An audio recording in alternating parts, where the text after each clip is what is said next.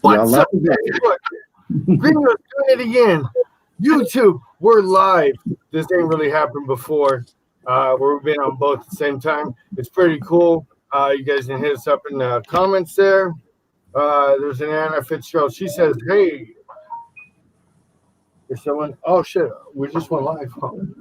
I'm saying that's what it said. Anyways, so we're trying to bring on right now the shotgunners themselves. But Danny Irish, we got Blackie Chan. I said it right, right? Yes, sir. All right. Not sure how much. It's still garbled. He said. This thing's happening. Everything sounds hard on the phone. Yeah. Normal here. Right. Can you hear us a little better now? There he is. All right, now it's better. Yeah. On my end. You can hear us, Gringo. A lot better. Yeah, I've been able to hear you. All right. So I don't know what the fuck was going on. Like I was sitting inside, and now all of a sudden it's good. So it's the way it is with phones and shit sometimes. So yeah, we're live, dude. Like, this is his. And there goes garbling again. It'll be all right. I'm a garbler. Fucking well, anyways, Iris. Yeah, it's going in and out again. Yeah. Just wacky sound. All right, she's gonna go listen to it live and see what it sounds like. Yeah, I don't know, bro. So, All right. but when he talks, but he can't hear us, so that means it's an issue on his end, but it's got full service. So, People in the comments say it sounds good, but it's tough if you can't hear us. Yeah, Steven might be on your friend, Bob. I don't know why. fucking Verizon, you wouldn't think it'd be a fucking issue. I totally agree. Yeah, it's still garbling like crazy over here.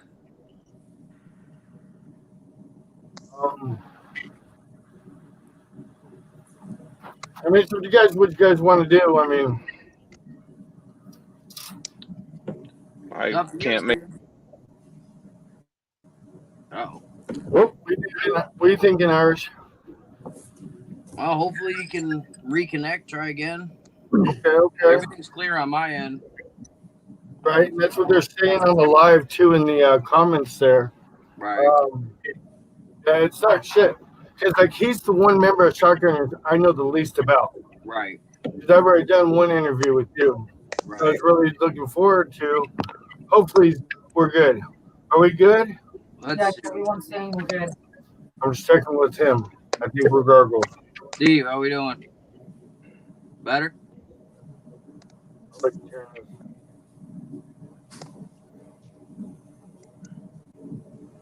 It's still garbling. I don't know. I don't know what's going on. Yeah, I don't know. It's clear on everybody else. Like I get bits and pieces, and then It sucks too because we were taking his virginity today. Right? So does your car have a hotspot you can turn on?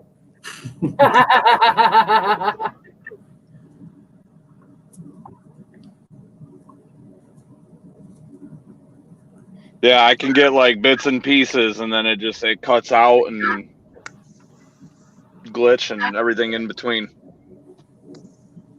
I don't know, Bob. Yeah, it might not be the greatest from a phone. Him and I did it back and forth a couple times from a phone on this StreamYard, but I think you really need a strong Wi-Fi. Hold on one sec. Let me try something here. So he's gonna try and get some. He's gonna try to get some internet right now. I asked if there was some Wi-Fi nearby, so hopefully that works out. How you been, Danny? Oh, I've been pretty good. You know, working, staying busy, working on this EP. You know, really trying to get this all wrapped up. You know, we got everything pretty much buttoned up on it. We're getting ready to release it. We're gonna send it off, get it mixed and mastered. You know, we put a lot into this. we're real excited for it. I know he is. You know, this is a big thing, and it's been a big thing in the making. You know, so This is the first EP, or yeah, this is the first EP. You know, it's our debut EP working together. We both. I mean, we rapped for years. You know, collectively, individually, both. You know, solo careers and whatnot, and we both around the same time. Honestly, was decided that you know we wanted to take it to the roots. You know, and you know we both grew up. You know, in the country, and you know, living. You know, not we don't live the city life. You know, so it was like rapping about city life and shit that don't really you know pertain to our life, didn't make no sense. And you know we had listened to a lot of artists you know out there that are already you know doing it, and those are the ones we could relate to. And it was like it made more sense to rap about what you know and what you lived and in a way that you know resonates with you, you know, and whatnot. So we decided that you know at the same time in our own you know solo careers, we wanted to, you know we were going to do that, and we were in the same studio, and I had just heard him I finish. found Wi-Fi. There you go. Can you hear us now? Are we good? Yeah, absolutely. Yeah, absolutely. 100 times better. Yeah, There dude. you go. Hell yes. So we're I was go ahead. just telling them that kind of how we ended up linking up. You know, we were in the studio. We had both kind of decided that this was the lane of music we wanted to do, and that's when you had played your remix when you did Old Two Stroke. Yep.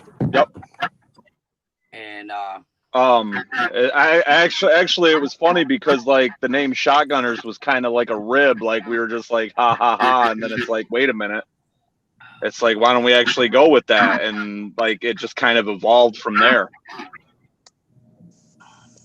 oh yeah, We kind of jumped past like a point. Okay, so I had one, and we like I said we interviewed before. Yep.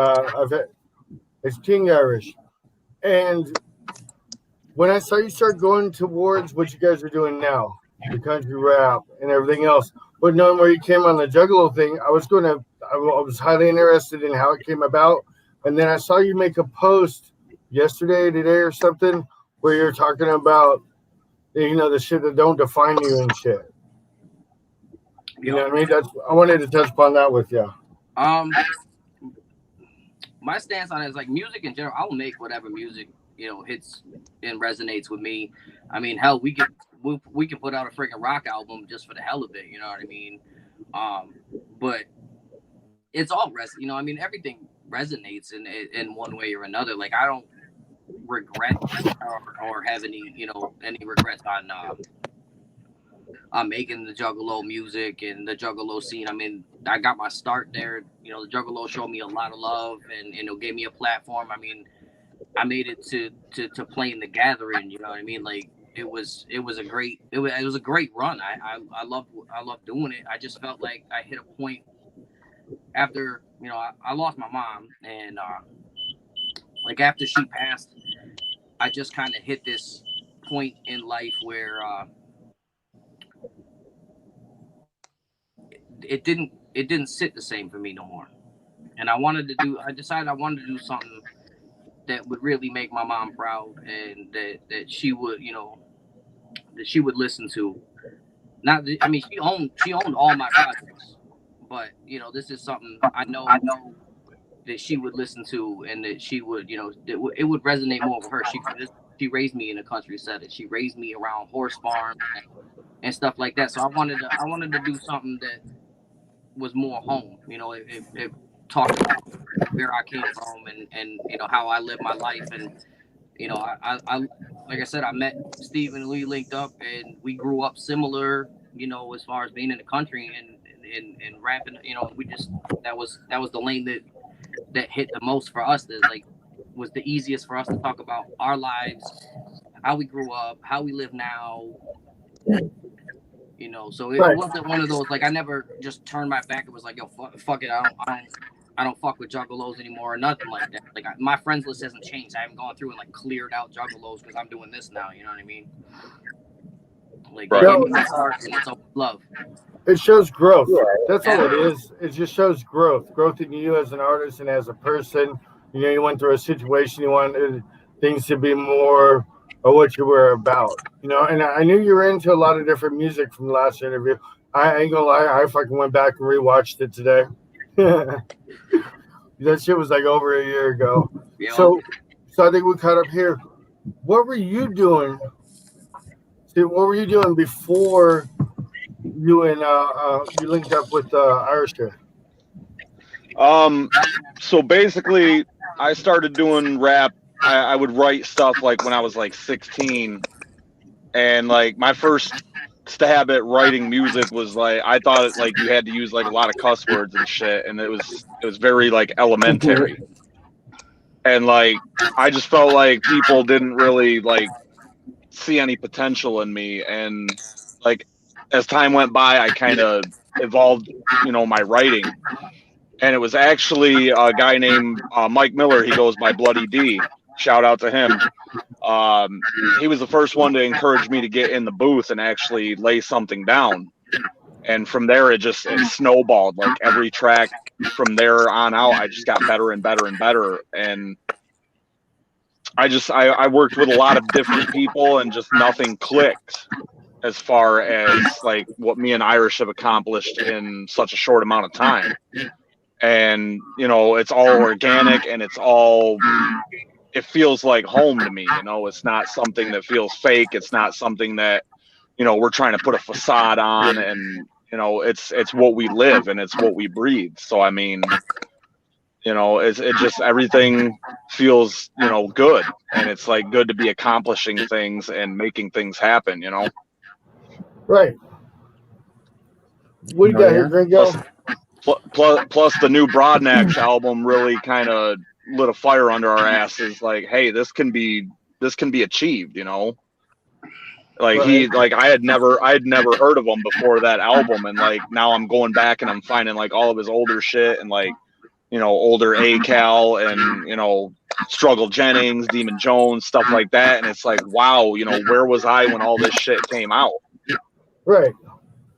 No, it gets played. Stuff like that gets played real heavy over here. The Jelly Rolls, the Struggles, you know, and that's the thing. Yeah, I've been bumping that Save Me track by him like nonstop. My coworkers are getting annoyed as fuck. Oh, that shit hits though. Like that hits you right. It does. Here, you know it does. That shit is real life. Right. And people can relate to them. Like that's the thing with a lot of not hip hop but country rap. Is relatable to a lot of people that it wasn't as relatable to as say someone that, you know, live more in the cities and shit, you know. Yeah. But I really, like I was taking pictures of sunsets tonight. I was like, you can't get this shit in the city.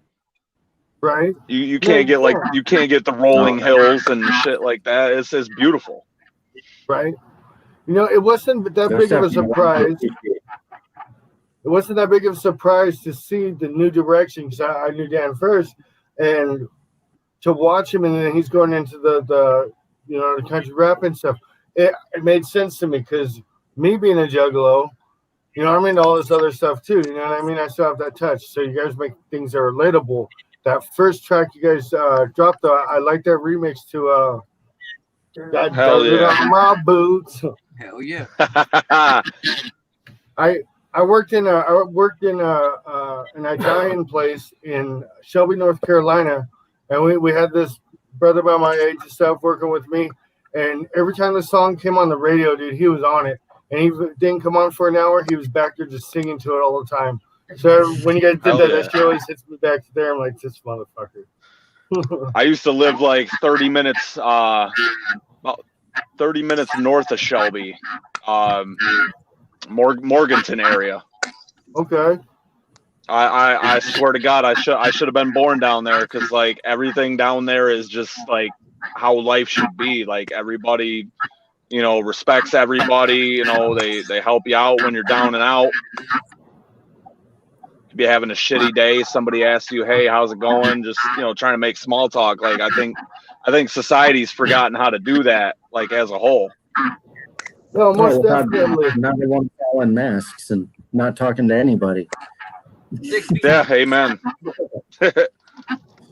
See, it was a little different for me though, because I came from Southern California, straight out to Shelby, North Carolina. My family's from Missouri and stuff. Like I got my my roots. Get out there, I'm like, holy shit, this is different. But it wasn't the different I thought it would be. It had some of that big city to that Shelby town. Like there was parts of Shelby I can go to at night.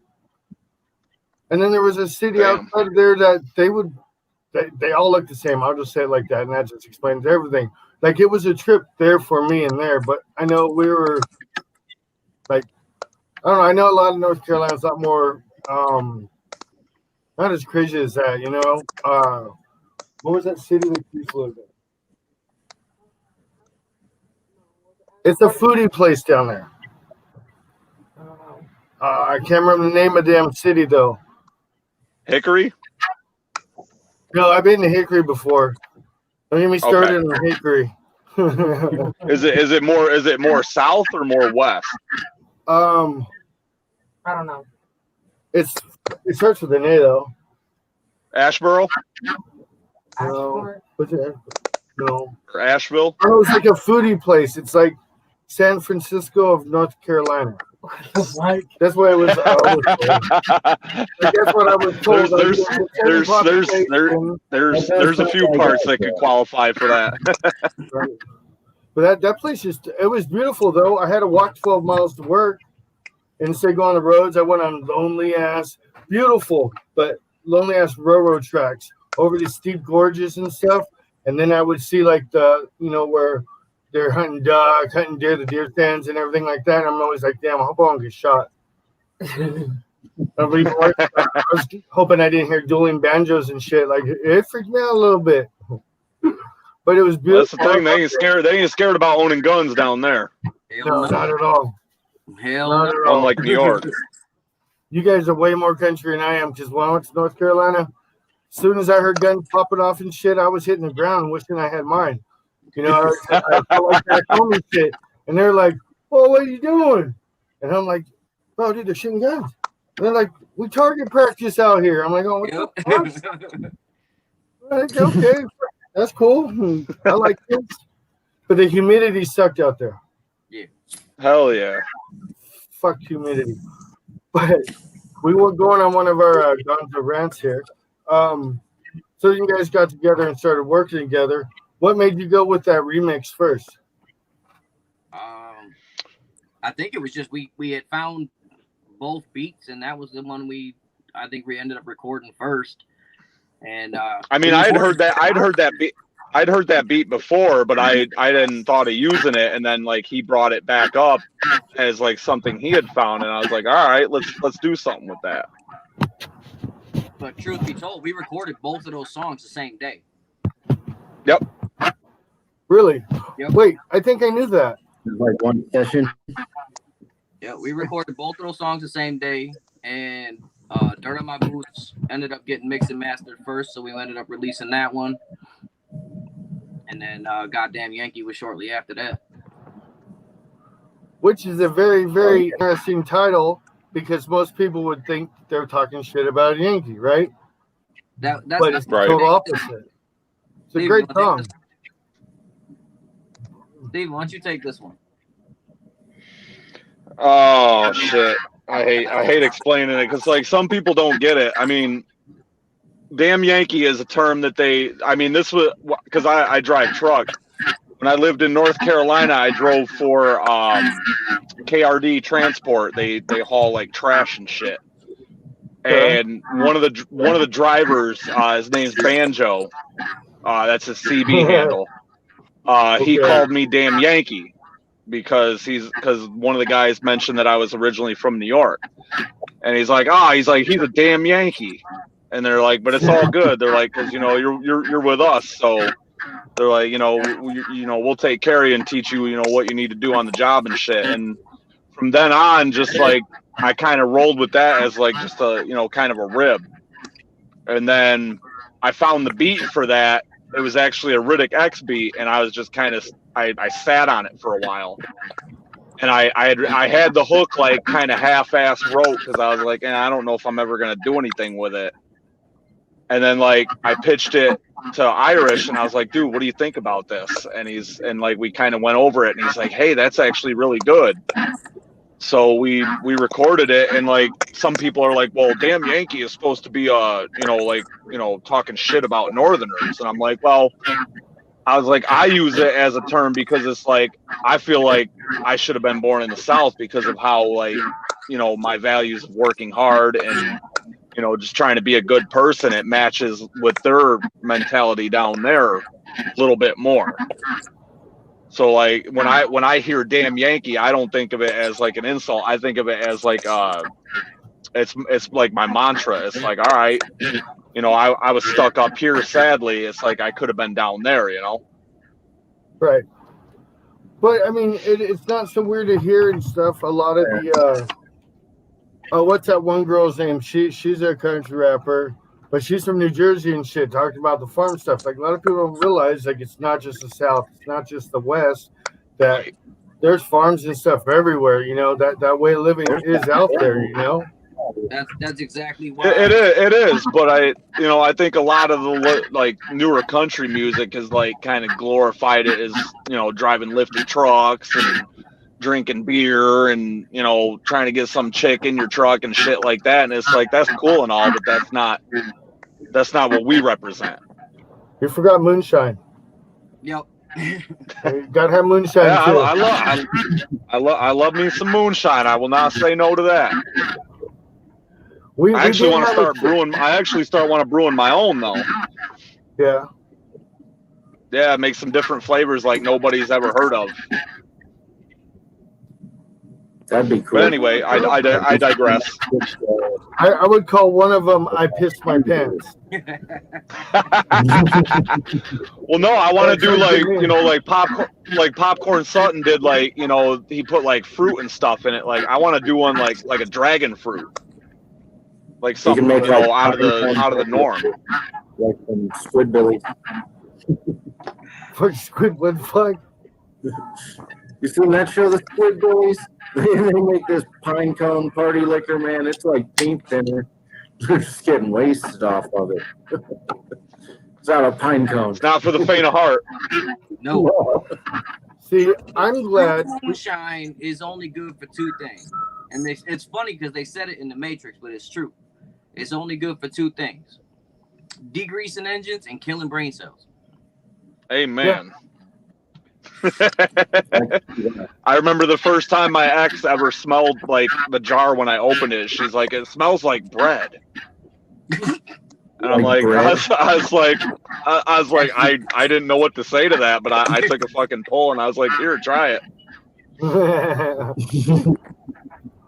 See, I'm glad moonshine didn't get like hugely popular outside of the areas it was being made in while I was drinking, because I was a Jack Daniels guy. Or go 151. Yeah. I just wanted to have a good time. Or I wanted to fight. That's all I ever did. And usually I got naked and then I wanted to fight.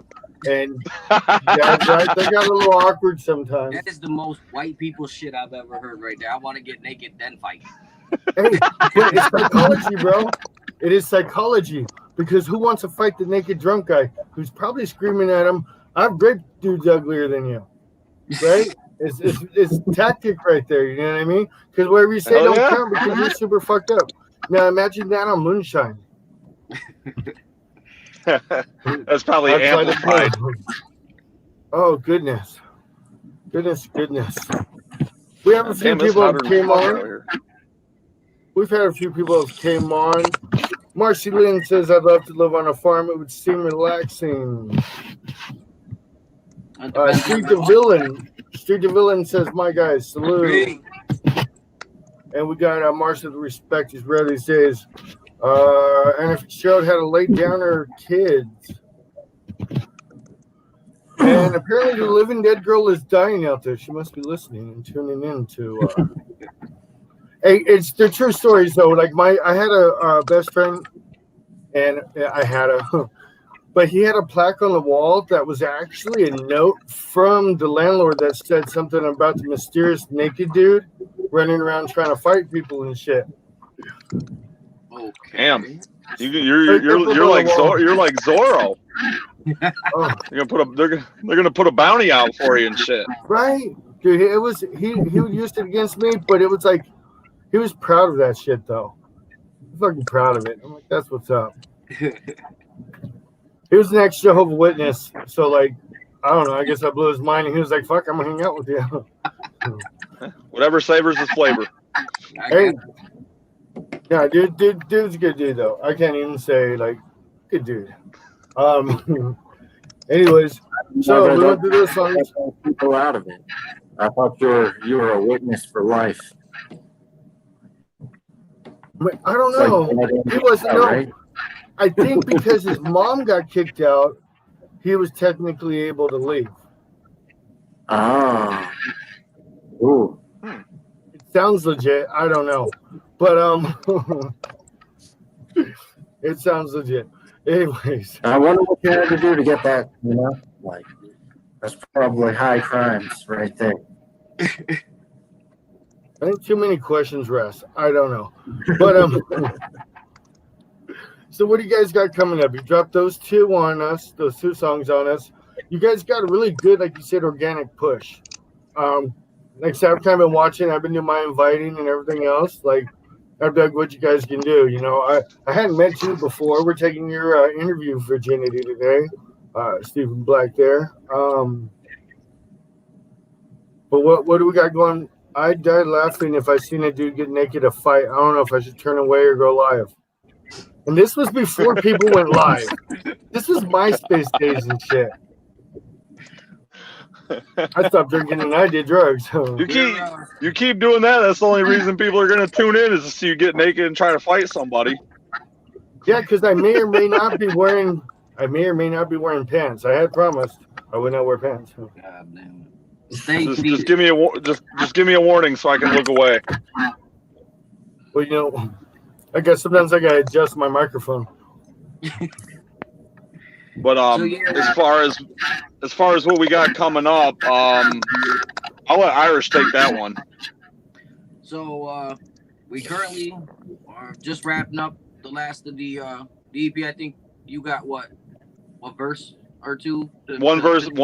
I think, yeah, one verse I got to throw on and touch up a hook, and then it's the wrap. Yeah. So the recording process is pretty much done. And then it's going to get shipped off to Bobby Briscoe, who actually made all the beats for the EP. Big shout out to Bobby. Those beats are insane. We're going to ship it off to him, get it mixed and mastered. While he's doing that, we're going to link up with the guy that actually shot my videos for my solo shit back when I was doing the King Irish thing. And we're going to shoot the video for Dirt on My Boots.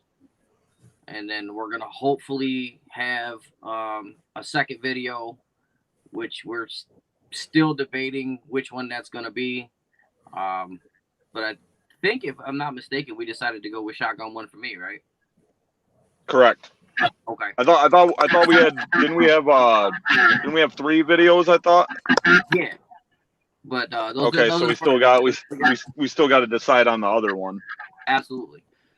So we got that going off to get mixed. We got a couple video shoots coming up, and then we're gonna give this EP a real good push for a while. You know, start collecting the beats and stuff for the full length album. And we're gonna get to work on that and start really cranking them out. We this one's going out on all platforms, so I mean it's first shot out. We're gonna go, make sure it's all digital everywhere, Spotify, iTunes, Google Play, the all the necessary, wherever you stream your music. Right. Hell yeah.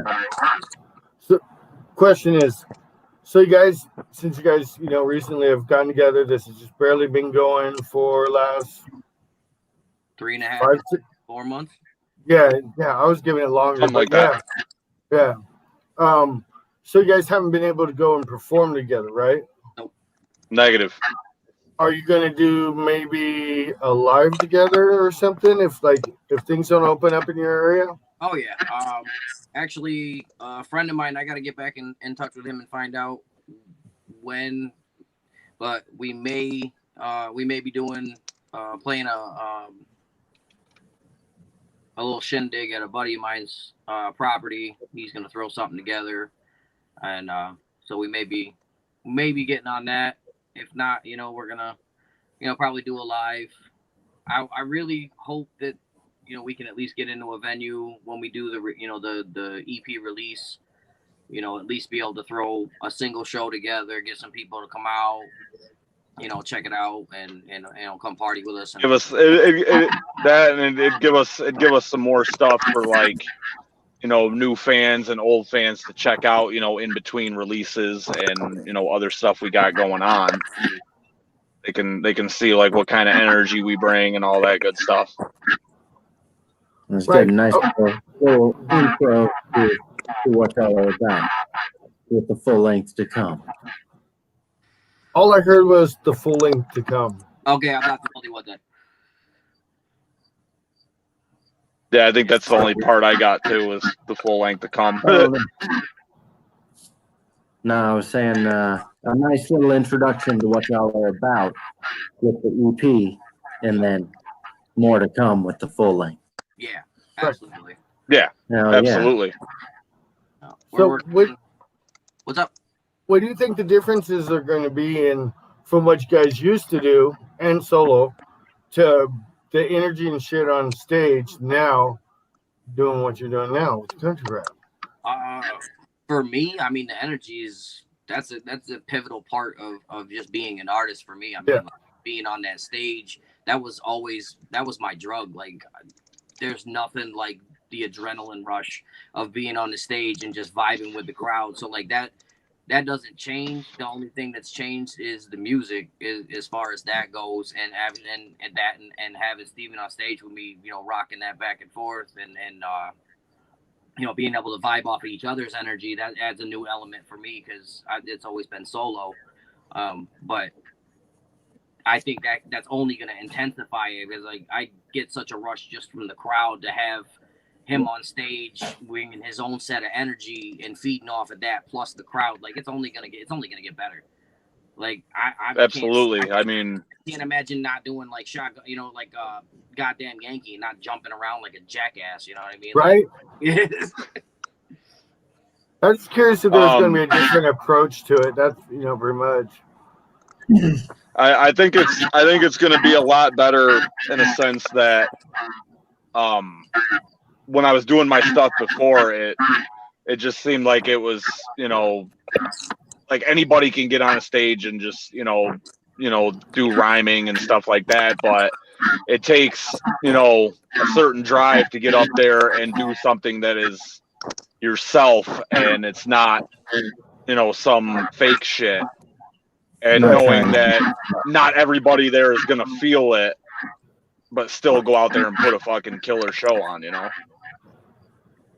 Right. I mean, think about it too. Like hip hop, notoriously, they were very stiff on stage, in the 90s and shit. You know what I mean? Very, very stiff. Now, it wasn't until like in the mainstream, like Kendrick Lamar's, his little short ass bouncing around, like they brought more of that energy, So it is something kind of new to hip hop in itself, that energy. Because I see a lot of people, speaking of a Jungalo country rapper, Boondocks, up on stage, that dude is just like there's not a whole lot of movement, and I hate seeing him dance. I'm like, why are you dancing, bro?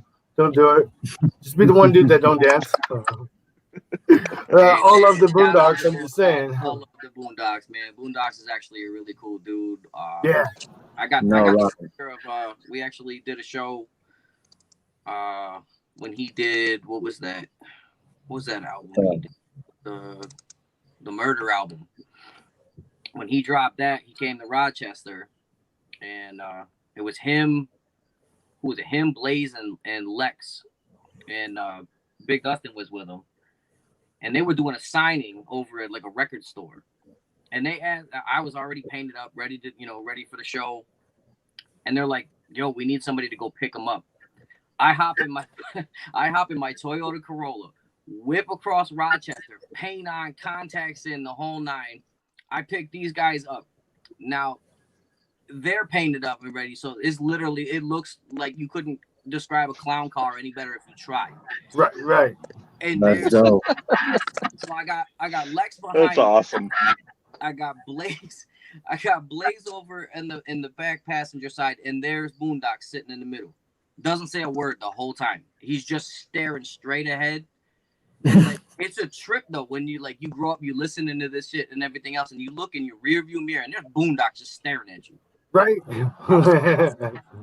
But oh my god, it was a riot. I had a good time, man. I mean, all of them. They put on killer shows. They've always put out dope music. You know, big respect to all of them. Like I said, Juggalo is it's never gonna die.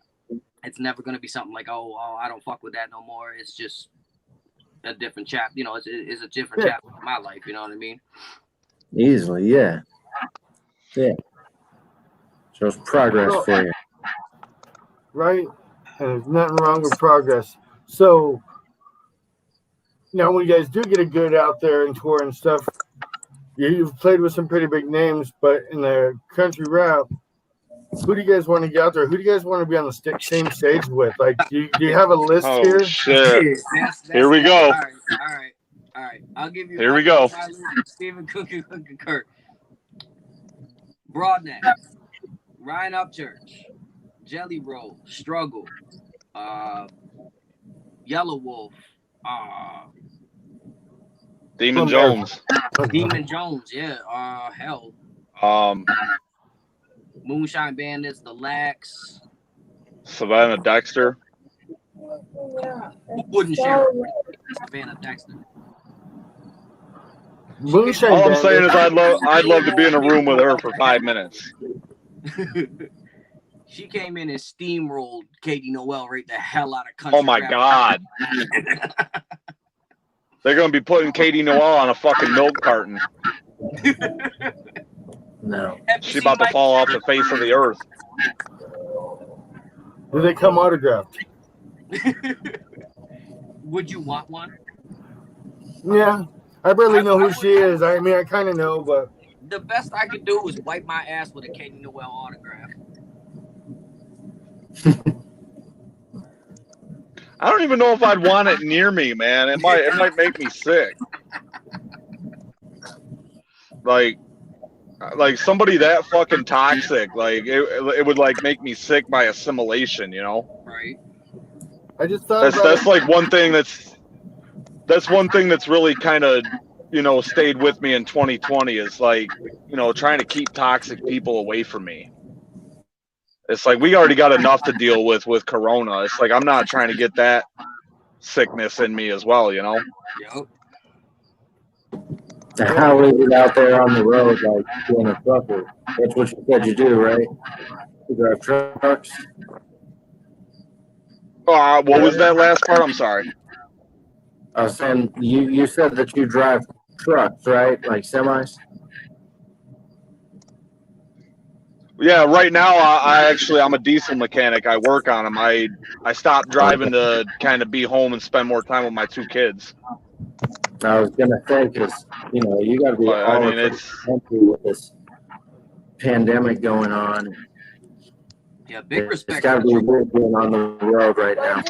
Well, yeah, but they changed up the hours of service so that like drivers could drive more to deliver more shit. And it's like, man, I wished I would have gotten some of that pay dirt. Because like now it's back to you're only allowed 11 hours of driving a day, and it's like you're limited how much you can make again. Yeah, that's most stuff. I mean, I don't miss it. I mean, the job market's kind of taken a tank ever since. I mean, there's always been a shortage in drivers, but I mean, you know, just nobody wants to pay anything anymore. And yeah, I was glad I was able to make that career change and be able to be home more. and it's smart too because a lot of people are going through that. I work at a truck stop, and they always talk to us and stuff, and they were telling me like the brokers are making the money, and they're really digging down all that's the other accurate. drivers. That they're doing them bad. And I just want to say this: They're fucking com check and a fucking EFS check. I fucking hate those things. You know what I'm talking about, right? Fucking hate those. hell yeah. I fucking hate those damn things. I talk shit to every fucking Fucking. driver that comes in with it. Like, why are you trying to fuck my day up, dude? You ever do the com? You ever do the com data? Yeah, that one sucks too. I don't like EFS, but I I don't like either one, but EFS sucks. I hate all of them motherfuckers. It's just like, give me my pay advance and just give me cash. Oh, they come Yeah. in rude and shit sometimes. I'm like, hey, calm down, buddy. Put your numbers down, go pump it, and then I'll see what money I can give you. Right. Or just, fuck that. But, so we got an church over here. I didn't catch that until you brought it back up. What else you guys got? We got time. Shit. What are these release dates or the release date for your EP? Do you have it yet, or are you waiting to hear back on the mix and master? Yeah, I want to get the mix and master back before we can give a definitive date, just because things happen, in the process. If something needs to be changed, tweaked, or we got to go back to the studio and record something, vocals are off for some reason, files corrupted. And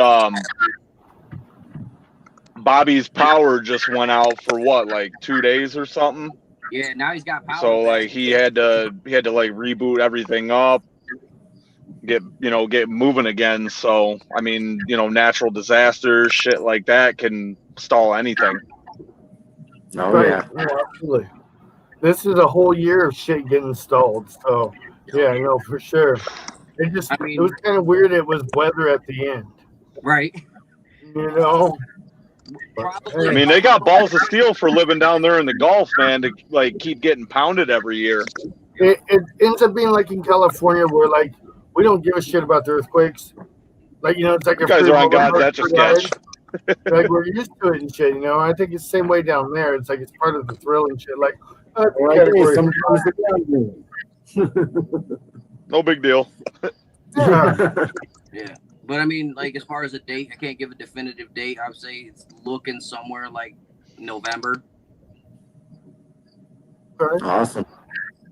Yeah, that's kind of what I was thinking as well. It gives us time to get the video shot, get them, all 100% good to go, and because like it's like I don't want to half-ass anything. Like it's like I want to put out quality material and content for our fans, Oh, absolutely.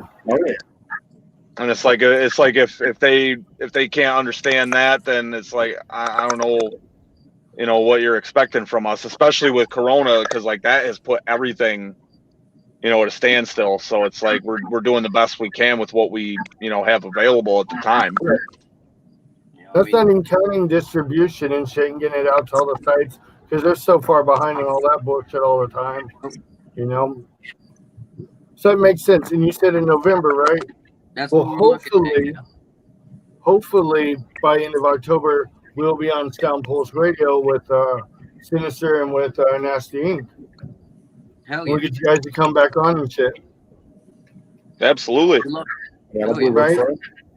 Be after the EP and shit and see where you guys are at. Hell yeah. Oh, hell yeah.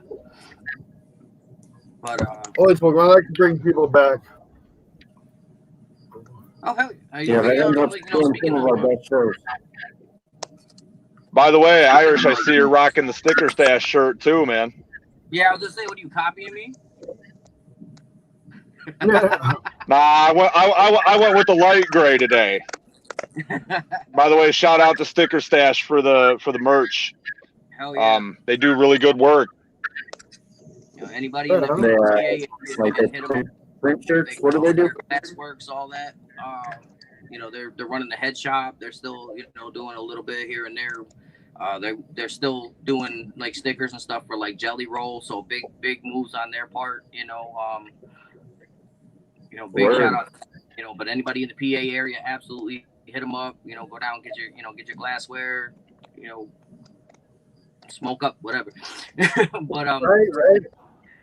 But no, Steven said something. It's like you said, we want to put out quality content and stuff for the fans, and it kind of struck me really that we put out 2 songs and we're sitting at before we went live, we were at 699 likes on the page, all organic growth, and I mean like almost 700 people like the page, and have only heard 2 songs. Like that it blows my mind that like that many people really vibe with what we're doing, and you know, and it's such a short time. You know, I'm extremely Dirt on My Boots happy has like almost 600 plays by itself.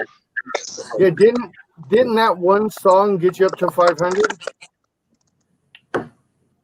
Yeah, and you released the other one after. Yeah, we did. What was it? I think when we did.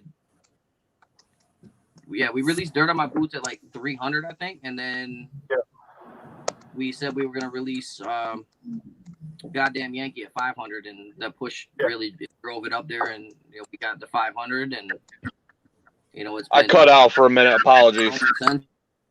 You're back. It's just it's been crazy. You know, it's been growing since then. It's been crazy. Just, you know, we decided we're not gonna set any more, you know, goals like, oh, we're gonna release this. We're just gonna let it grow from here. And you know, that was a month ago, and we've grown almost 200 likes on the page. All over. We've jumped about 100 in about a week. Yep.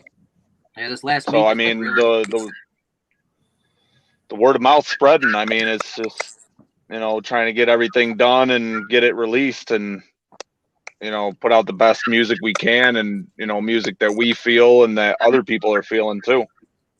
You guys are definitely doing better than we are, because we've been doing this for almost 4 years, and I had to fucking tell everybody I wasn't getting laid just to get over 1,000. Jesus Christ. We got people pushing it, you know, and it may work out. I don't know where we're sitting at now.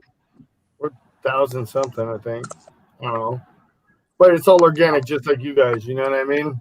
And it's the best way, because you get establish relationships with people, you know? Exactly.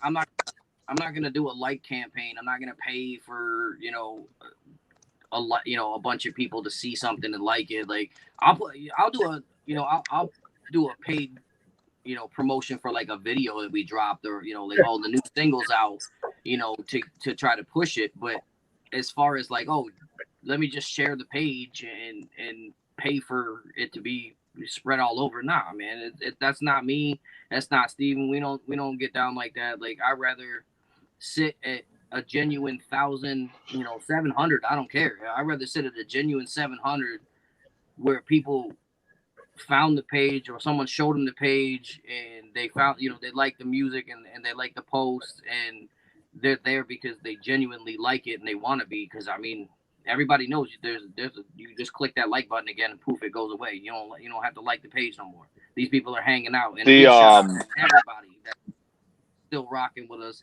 and just waiting on this EP to drop. Like it's coming. It's just, you know. Yeah, absolutely. It's trying to button everything up and get it, you know, how we're trying to make it sound. It's right.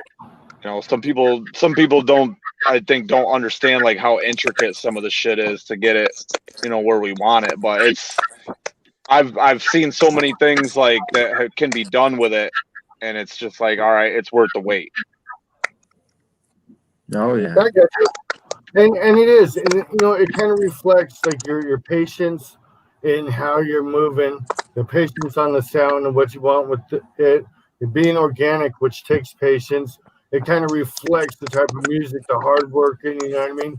It reflects upon itself, so it makes it transform pretty much, you know what I mean? Exactly. And then Absolutely. I was going to say with those 700 people, like, you know, they stuck around, like you said, for the music, right? Like they feel it, they understand it, you know. So now you actually get to know where your fans are. It's easier to track them and know where they're at, so that when you go out and you do tour, you do shows, you know that you're not just going to have to win over new fans, that you got your people there. And I think a lot of the people that do the sub for subs and shit like that, they lose track of it. They get this number, but then wonder why they show up to places and there's 3 people there. You know what I mean? Oh yeah, but right. The thing about the sub for sub that a lot of people don't realize is like it sounds good in theory. Like, oh yeah, I'll subscribe to your channel. You subscribe to mine. Well, you know what? Most people that do that will subscribe to your channel just to get you to do it, and then they'll give it a day or two, and then they'll unsubscribe, and you're still sitting subscribed to theirs. It's a dirty. It's a lot of fake love. Exactly. You know, like the people that I interact with, it's all networking. I mean, I've met some really cool people in a short time that do this, you know, and they're awesome people. They're genuine people, you know, and they're extremely talented people. City Chief being one of them. Like this dude is ridiculously talented. Um, Makes beats, mixes, masters, you know, raps, sings. I mean, like, and he's got a great group of dudes. He works with all talented, you know, people, and it's like just talking to these guys and listening to their music, and you know, they understand how, you know, the intricacies of the behind the scenes stuff that people don't understand. People just think, oh, it's easy. You just write something, go to the studio, you know, rap into a mic, and it's over. And it's like the mixing process alone is insane. The amount of layers and you know, plugins and everything that they do is like insane. You know, these engineers don't get nearly enough credit for what they do. Right. But Amen. you know, these guys, they can make a good album, and the difference between a good album and a fucking classic album can be the mixing in itself. Just those little intricate fucking tweaks to it that they do that make it and give it that sound. You know what I mean? absolutely. I mean, That's, and like I give them the most props because I don't have like the ear for like, you know, finding like the fine-tuned details and all that good stuff. So, you know, hats off to them for, you know, having a skill I can't possess. Right. Hats off to them for being able to understand the crap that we say when we go in the studio and say, I want it to sound like this. exactly. Seriously, I'm that going for this sound. Now, this is going to get even more tricky, especially, you know, with Bobby being so far away. It's literally going to be like phone calls going, no, I was thinking, like, if it sounds like this, you know, with that noise, kind of like this, you know how hard it is to communicate that? Like, so they have more patience than I'll ever have. Like, Amen. Same here. I get frustrated when I get like 4 bars away from finishing a verse, and it's like, oh, this is like the best thing I've written, and then I get stuck. These guys are sitting there for hours, clicking the same thing and listening to the same thing over and over. And God forbid they work on somebody that, no hate to anybody, chase your dreams. I highly encourage that. But everybody sucked when they first started, period. End of story. Nobody was the greatest when they first recorded anything. Right. So these guys, in all their years of experience and everything else, they get a new person in there that can't rap on beat or whatever, just learning the process, and they've got to click that sound over and over and over and over. I would shoot myself. I couldn't do it. There's no way I'd be like, dude, you need to fix everything, and then I'll fix it. I don't have the patience. I give them all the credit for that because I don't have it. That's why we don't have no real rules on the couch on my show. Because fuck that. We just roll with it how it rolls with it. And we try and have a little structure, you know.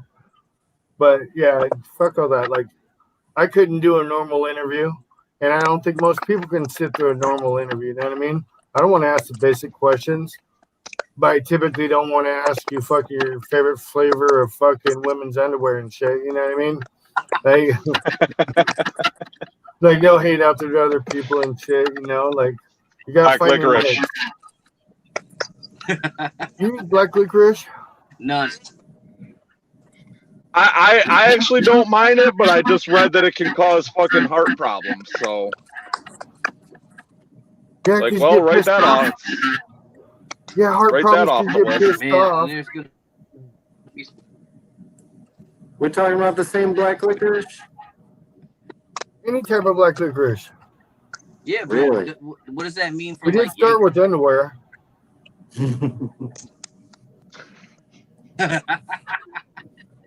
don't want to know what black licorice you're talking about. Yeah, no, we'll just pass on that one. Yeah, no, because I saw a thing that said, why are y'all complaining about candy corn when there's black licorice out there? And I highly agree. I can't stand the licorice. I cannot. Like he said, heart problems. Yeah, I get pissed off if I come back and the only licorice is that. I'm like, what the fuck is this?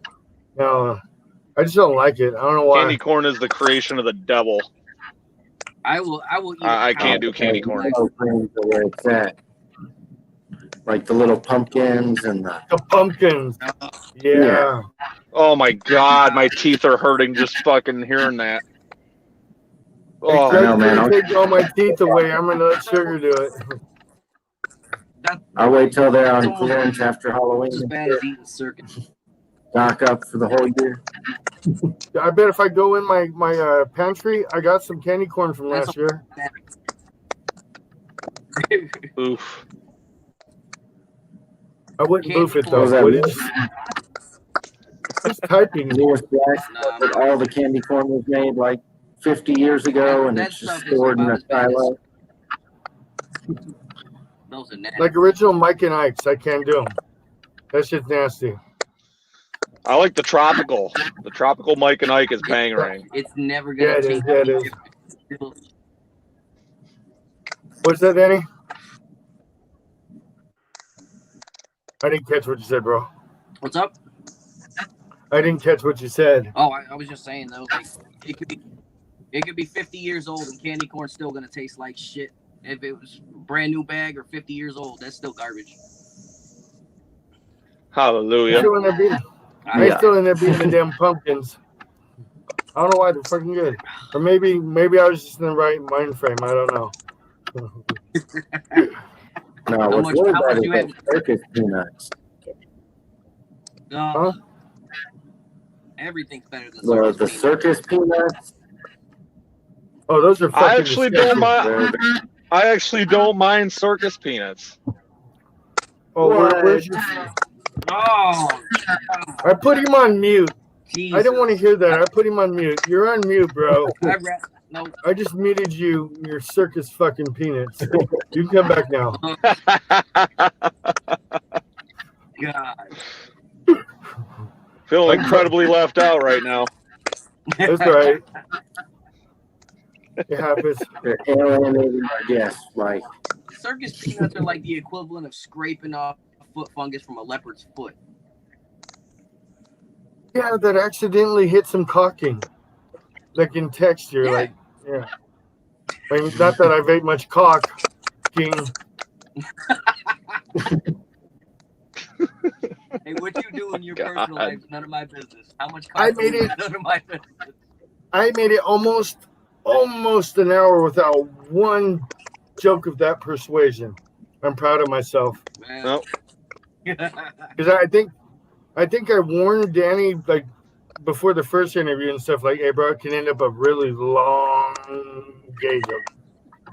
Like kids been going bad. It's like we say, no obstacles, only opportunities. Absolutely. Hey, that'd be a nice title that's for just your how only it looks for every your fans only. No obstacles, just opportunities. My fans only. Nah, man. I seen this thing the other day. It said I want to start an OnlyFans, but instead of like nudes and shit, it's just me pounding beers. Shotgunning them. Wonder if anybody would buy that. They might, man. Maybe. People like to see the bigger kid. You'd have to go hip hop. This depraved culture. So I call this one. I'm waiting for Luke Bryan. I'm waiting for Luke Bryan to do an OnlyFans song. Yeah. It's like, hey man, if you're gonna fucking sell out, you might as well sell out 100%. Hey, amen. I can see that. We used to have a show called the Southern. Oh damn, I can't remember the name of it now. It was really long and shit, but we getting used to terms, hip hop, stuff like that. Maybe lots of people get sensitive because they have big trucks, and but we were doing the shows and stuff. No matter what, I can never help.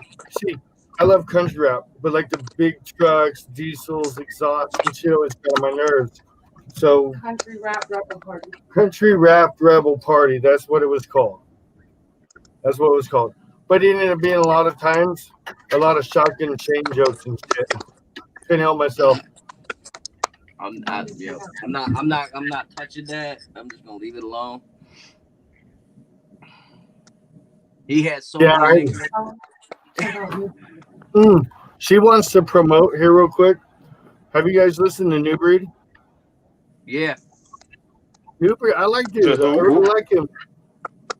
What Yeah, you they mean? did, And they used one of my favorite quotes from Tombstone, and it kind of got on my nerves because I wanted to use the damn thing. But in one of their songs, like the intro to it, but the song was dope. It came out real good, you know. So shout out to New Breed.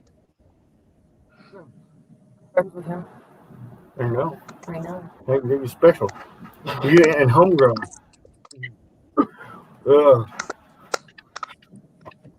Yeah, I'm gonna leave that one alone too. So if I get myself in trouble, I think that's why we don't do the show no more. Because no matter what, I always feel kind of like an outsider. For like a lot of that music is supposed to be fun. It was a party, so it had to be more the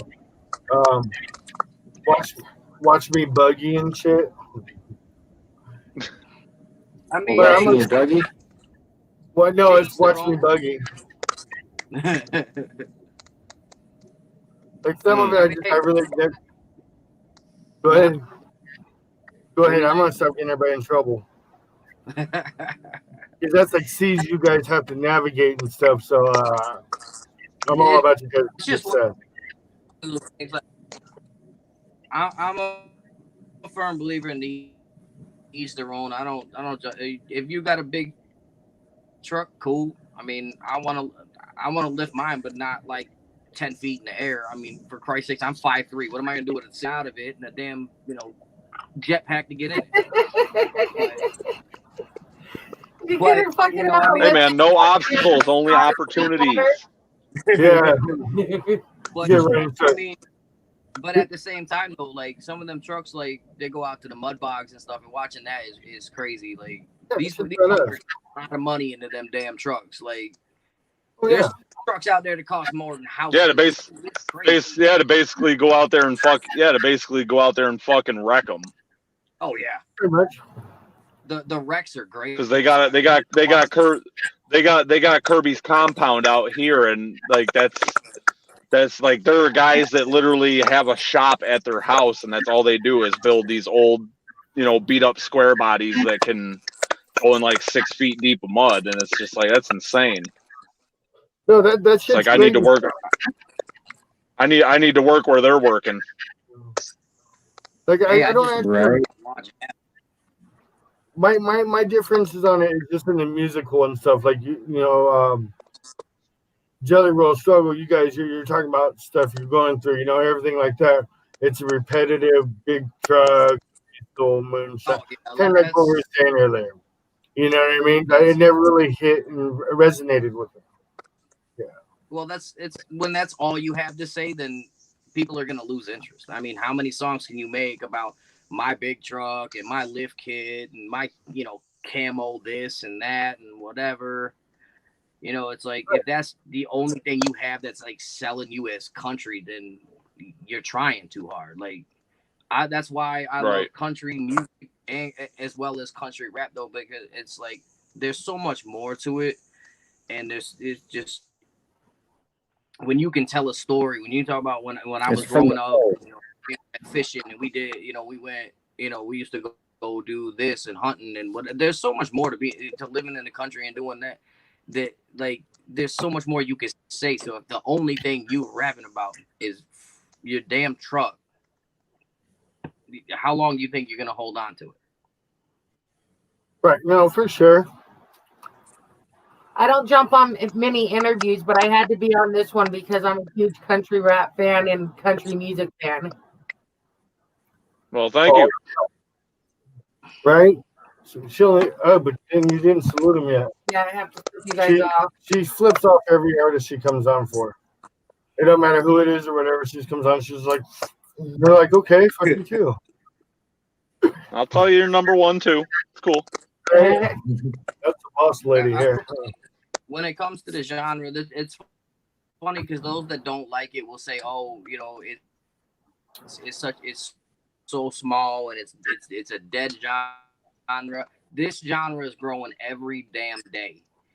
I find more and more talented people out there, good good old boys and country girls out there that can rap and sing, and it's far from dying. It's growing. Everyone pioneered that, but I mean, he definitely brought it to a lot more people's attention, and it's like he's not one of them basic country rappers. Like I've heard him jump on an Eminem beat and and post it up like, oh, I did this for fun. I was bored last night, whatever. It's like, but it's not just, oh, my truck, or oh, I lost my girlfriend, or the same old, and that's Who's this? I didn't hear the name. Who is this? Upchurch. Oh, Upchurch. Oh yeah, most definitely. He's one of those that he draws a lot of attention all the way across. I think dude's funny. I really do. I actually gotta check out that documentary they released on him. That looked really good. Dollar Boy. Yep, it's coming out on DVD, so I'm getting it. Yeah, I'm gonna as well. I mean, like, and then you have people like Adam Calhoun, who he's not. He'll say, I'm not country in the sense of like I didn't grow up in the country. He's 20. He's 25 miles outside of Chicago. Yeah. But he's a proud American, a proud patriot, and he's controversial as hell. He'll say it how he sees it, and he's 100% unapologetically who he is. And that's what I think more people need to be, is just regardless of your stance on anything, just be who you are and don't apologize for it. And he don't give a shit one way or the other, but his music is is dope. He's extremely talented. He constantly, he's put out, that dude works like crazy. He put out last couple of years, he's put out like 8 projects. Yeah, he stays busy. 3 number 1 albums in a year. Yep. Yeah. He definitely stays busy. That's and you got all the different genres, like you said, all the different genres in it. Because then you got your Lil Whites, your Jelly Rolls and stuff that have more of that street flavor that you got in urban cities and stuff. They were going through also, you know what I mean? Like that's the things that kind of triggered and brought me into it. Was like Jelly Roll, like back in the roll. UGK. Yeah. Go way back in the day. Go to UGK, and like that was big Southern rap influence, and like it had its own swagger, and a lot of people, Jelly Roll, Struggle, they knew that was for people that they were like, hell yeah, we rocking like this, but in our own way. Right. Struggle is huge for that. Yeah, the South definitely at the same time. But that's why that for us it's like we live up north, you know what I mean? But like country don't stop at the Mason-Dixon line. Like it don't stop there. It's not a cutoff or like, oh, you can't be country if you live north of the line. You know what I mean? Like, like you said, there's country everywhere up here, farms and that's still country life. But you don't have to be in the South waving a rebel flag and whatever people think stereotypically that's what country is.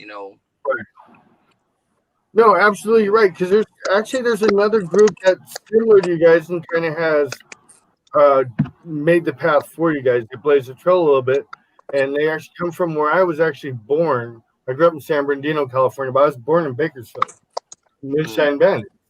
You know what I mean? That's not typically known for. It's known for country music, for Merle Haggard's, White Yoakams, Buck Owens, and shit, but not for the country rap. No one thinks really country outside of San Joaquin Valley when you think that, you know what I mean? But they've been able to add a lot of different layers and stuff. And we're on a label, SRH, that you wouldn't even expect them to be on. But I think when they released out, they went to like number 4 or something like that, right? I think some shit like that. I think so. Of which album? And they've done a lot. Like what I remember most about them is the first ones with Big B on them and stuff. Like their very first albums and shit. That newest Big B with the Felons Club, man, that it's a lot more country, and that actually puts him like he's charted with an album in multiple genres now. Rock, a reggae album, a hip hop album. Right.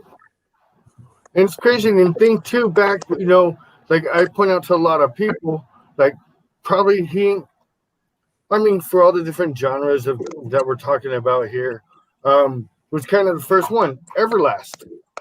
That Whitey Ford sings the blues, you know what I mean? Yep. He came out, he Yep, had that's a classic guitar, you know what I mean? But I always love for Everlast. Like that'd be a dream to get him on here. Yeah, but he was like that first step, and then everybody else started popping. The guys coming out of Memphis, coming out of Tennessee and shit, and then everybody else coming out. It's got a cool history to it. Like they should have a really good documentary on it, but I don't think you could get everybody on there without a million beasts happening. You know what I mean? But it'd be it's cool. Just everybody taking it and making it their own little by little, and it just keeps growing and changing, and it's amazing to see like how how far it's came in such a relatively short span of time. It's not like rock and roll where it's been like 50, 60, 70 years and you've got thousands of subgenres. Right. Oh yeah, like too many to keep track. It's a fresh new branch in the tree. Right. All I know is it's all music, and if it relates to me and I can feel it and it feels on it, it don't matter the genre and shit. I love it. You know what I mean? Like that's the most important thing. I mean, even in that though, like this is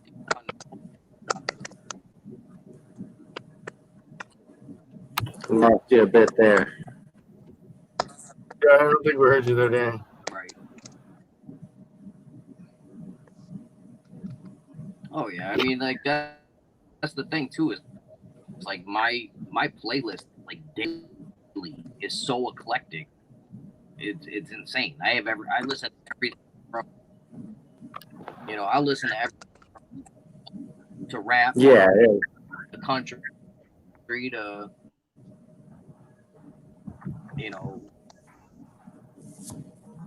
You've got to, especially as an artist. Short of like I don't know, opera. I listen to damn near everything. I don't think I can listen to opera no, either. It is not.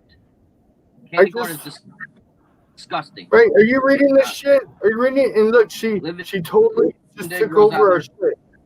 I don't know how she did that. Corn is the shit. No.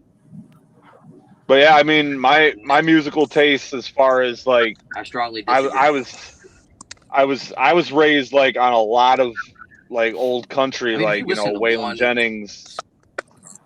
No. And like Waylon Jennings, Johnny Cash, No Show Jones, stuff like that. But then, like as I got older, like I think one of the first. I don't know. I think one of the first. That's just. One of the first hip hop albums I ever listened to was I believe my uncle AJ or my uncle Russell showed me "As Dark and Hell Is Hot" by DMX, and like I delved into hip hop from there, and then it led to Tupac, then to Eminem, and then I kind of discovered Pantera, and that led into metal, and like I found Slayer and Anthrax, and I just was all over the place.